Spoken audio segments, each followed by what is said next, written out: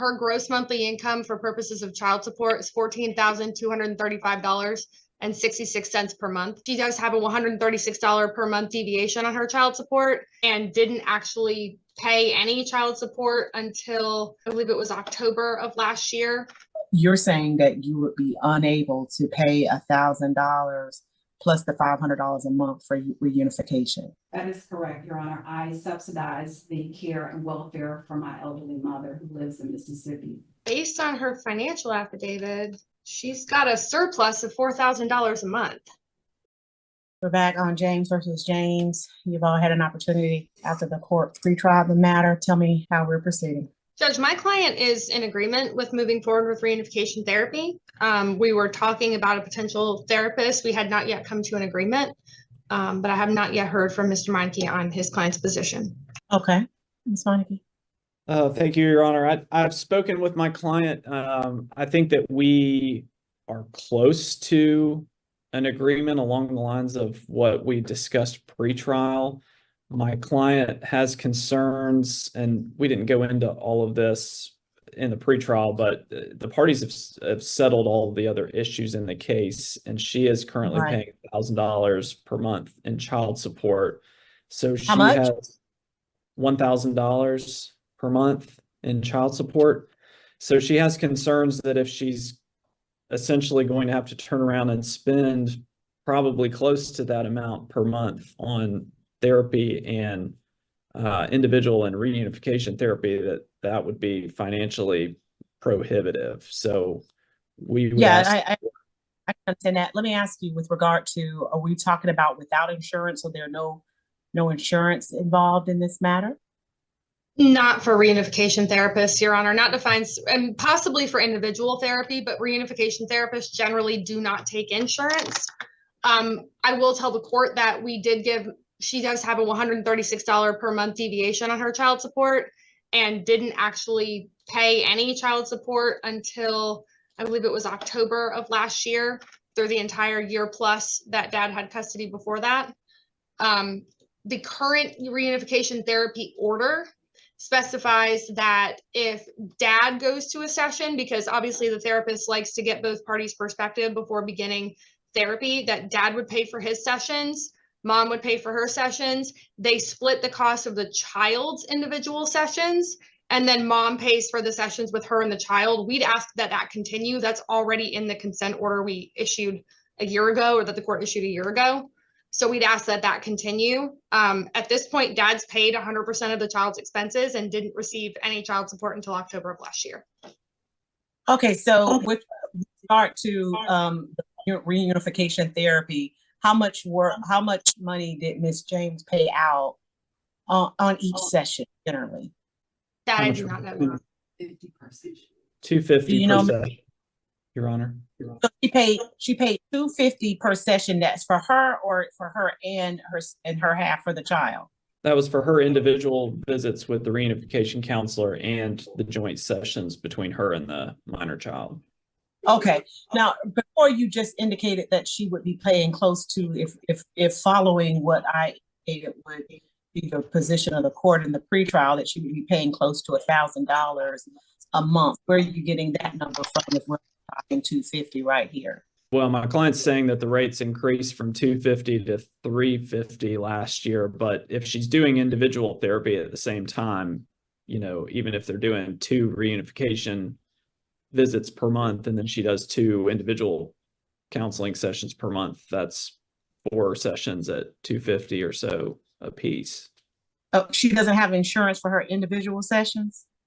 She may have insurance that covers individual therapy, but the part of our discussion and the guardian's position was that shouldn't be a consideration for mom in picking her therapist. So that's something that we would certainly want to explore. But I also, most of the time, the types of therapists that are involved in these things do not take insurance. Yeah, I can understand that. How much money? I thought the guardian's position was on the reunification therapist not having to be covered by insurance. I thought that was her position. I wasn't clear that her position was on individual therapy and insurance. No, I think I indicated that like for her to do individual therapy a few sessions before Correct. she starts the reunification. And I wasn't necessarily indicating they need to be simultaneously done. I think I specifically believe one should be done before the other.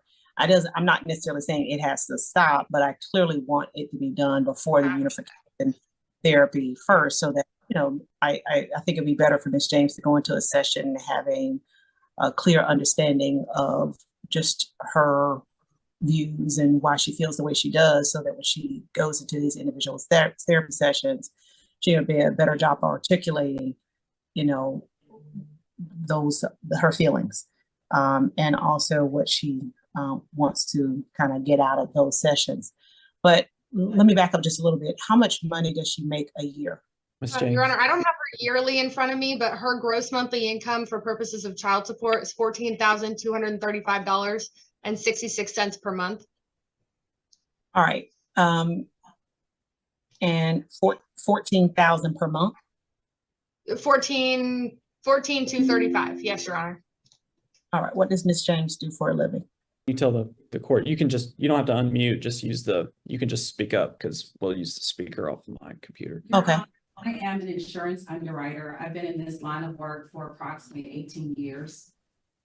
Okay, insurance underwriter. Okay. All right then. Thanks. And So, may I add one additional caveat? But prior to I started paying court mandated child support, I did financially contribute to Joshua's welfare, whether it be through paying for fees associated with school, sporting activities, and I've been very generous since the process has started from a financial standpoint, and communicating with the other parent on opportunities to split fees wherever possible for any activities that Joshua was involved with. And the other parent declined or did not give me an opportunity to financially support my son in that way. So to compensate for that, I purchased clothing, shoes, paid. I don't understand why you're bringing that up. I don't even know where that's coming from. That is not my issue. That was just, to, give a little bit more context on the fact that I have not been reluctant to contribute to Joshua's financial. Yeah, I don't even know where you're getting that from. That's not a concern of mine. I never thought about it. Somebody may have said something, but if you listen to where I am, what I'm trying to do is come to a resolution with regard to the things that are outstanding. Your child support matter, you all have resolved all of those things. The only issue that's outstanding before me is a custody issue, and I'm not considering child support. So I'm not sure exactly what you heard that kind of made you feel the need to provide that additional information, but I can't do anything with what you just said based on what I'm thinking in my head. What I'm trying to do is figure out a way to preserve a relationship with your son. That's what I'm trying to do.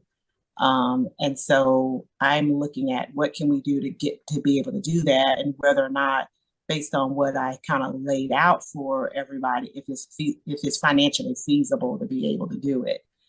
And of course, take care of your son as well. So that's kind of what I'm looking at. Mr. James, what do you make a year? Your Honor, his gross is $16,000 a month. Okay, so 14 and 16 a month. What do you do, Mr. James? Hi, Your Honor. I'm an IT manager for a construction company. Okay. So what I'm trying to do is try to figure out the kind of the feasibility piece. So if Ms. James, I'm hoping Mr. Meincke indicated to you what I would like for you to do is to do some individual sessions first. So I think those sessions might do better if you kind of go in with the different kind of just a more holistic view of kind of you and who you are and your relationship with your son, kind of already have that kind of worked out. And then so that when you go to those reunification therapy, you can kind of focus on the relationship because you've kind of already did some of the work with regard to, what responsibilities and accountability pieces that you might have to deal with. And then I'm hoping that will make this unification period a lot smoother. I understand you've already gone through one. It didn't go as well as you would like, and that it was terminated. I think it's important for you to, of course, try again. And then throughout that process of trying to reunify with your son, we'll have some kind of little, not little, but kind of, they're kind of like nuggets along the way so that you can reestablish this relationship with your son. I think it's going to be very difficult for me to take a 16-year-old and kind of mandate him to have these, what we call general visitation, things of that nature. I think that'd be very difficult for me to do based upon what I've heard about the relationship and also his position.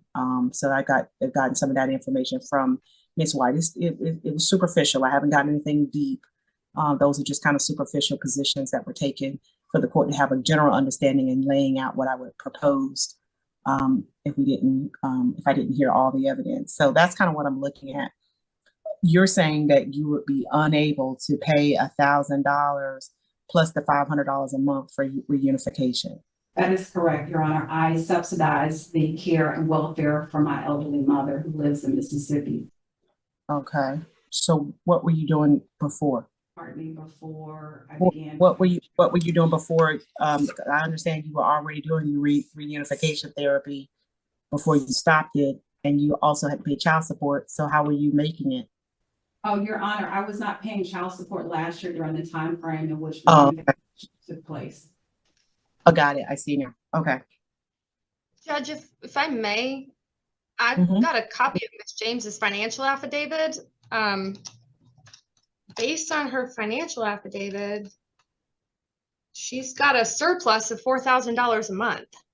And I don't know what's in the financial affidavit, Your Honor. That was prepared before I was involved in the case. So I'm happy to share the screen, Your Honor. It's from the supplemental discovery I received from her attorney prior to mediation. She grosses. What time frame? Your Honor, this was 9/25/2023 was the date I received it. Oh, okay. Let me see it. Oh, it's disabled right this second, Your Honor. Miss Marshall, can you give Miss Oh, Lewis? there it goes. She got it. She got it. Thank you, Miss Marshall. Okay. I apologize for the interruption, Your Honor. May I call you, please? I've received an emergency motion. I need direction. Okay, sure. Thank you. Give me 1 second, everyone, please. Yes, Your Honor. All right, go ahead. All right, yes, Your Honor. So this was the financial affidavit that I received in their supplemental discovery immediately prior to mediation. Miss James lists her net monthly income at $10,119.70. And if you don't mind if I scroll quickly down to her expenses.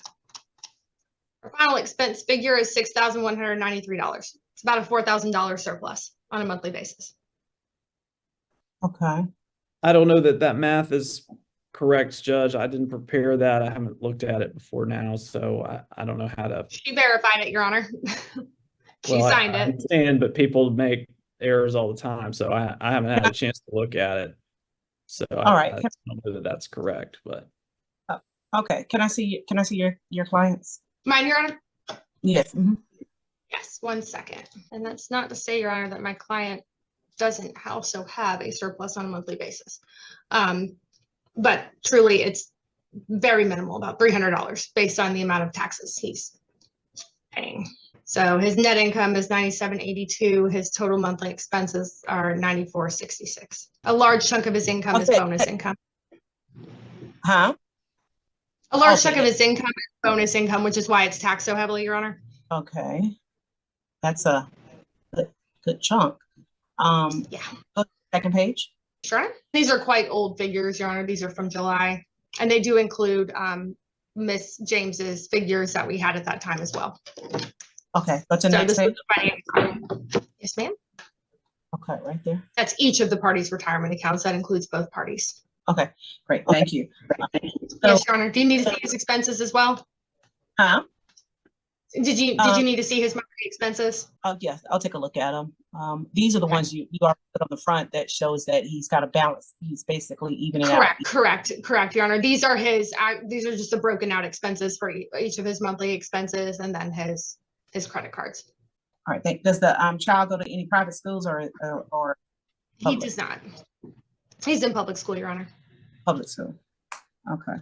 Your Honor, need to make an updated announcement. My while the court was going through some of those documents, my client indicated to me while we were muted that she no longer wished to contest custody. She wishes to resolve the case so that the parties can settle it.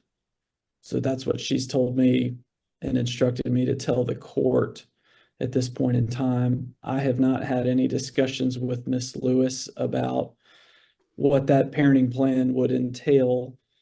But if that's what my client's desire is to do at this point, I don't want to waste any more of the court's time, going through all of this. Her position is she's not contesting custody, i.e. she doesn't want to go through reunification process, or she's saying she's not contesting custody. So that means she will agree with Mr. James having custody of the child so that the parties can finalize the divorce and be done with the process. The entire process, including the reunification process. That's correct. Okay. I mean, she doesn't believe that she would be able to do the reunification. She just wants to be able to be done. Okay. I have some questions Yeah. that maybe are more appropriate for settlement negotiations outside the presence of the court. Yeah, and you all can do that. I just want to make sure Ms. James understands that the reunification process with the minor is probably your better opportunity or better chance to have a relationship with an adult person. Do you understand that?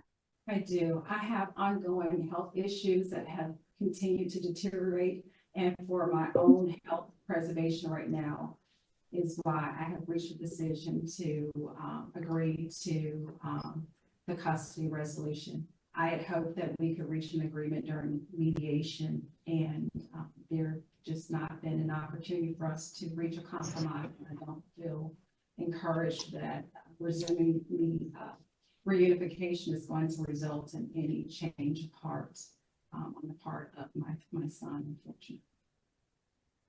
Well, you wouldn't know that until you've tried, but I understand if you got health issues, you can handle, you do what you need to do. But I think when you got to think, Ms. James, you're talking about a child. Right. And so he's trying to make these adult decisions. And he's in that middle ground where the court has to give consideration to some of the things that he wants, but that doesn't mean that they're all based rationally. And this is your opportunity to be able to think through some of the things that has happened in your relationship and resolve them. Because let me tell you, Ms. James, if you think that in 2 or 3 years that they're going to go away and that they're going to resolve on their own, they're not. They're always going to be there, and they're always going to be right on the surface, festering. Even if even if in a few years you start talking again, you're going to have to deal with whatever that caused that separation with you and your son. You're going to deal with it today or tomorrow or in the future, but it ain't going away. You have an opportunity to have a relationship with somebody, to start a relationship or to restart your relationship with somebody who's amenable in mind, because he's young. But if you let it fester, you don't know what you're going to get. I don't know if you want to take a moment to think through that or not before you call that, because it's a big deal, and I don't want you to throw it away because you're frustrated.